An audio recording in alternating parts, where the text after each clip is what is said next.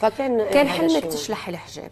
ايه كان حلمي صراحه، مش حلم، مش اقصى احلامي يعني، كنت ولكن عارفه انه رح اعملها، مع انه كمان العائله كانت التزمت دينيا من بعد ما وفاه البابا. طلعتي من المدرسه، مدرسه الداخلي، شلحتي الحجاب دغري مباشره؟ لا تكمي. قد ايه؟ تكمي من الشرعي للتنوره، التنوره للبنطلون الواسع والقميص الطويل. البنطلون الواسع والقميص الطويل للبنطلون الباجي مع توب عادي. لا لا لا التكمي شي 1 يير تقريبا لقدرت اشلح. للمايو؟ لا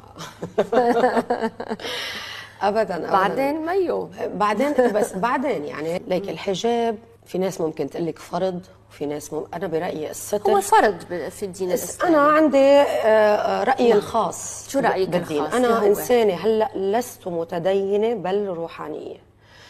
انا برفض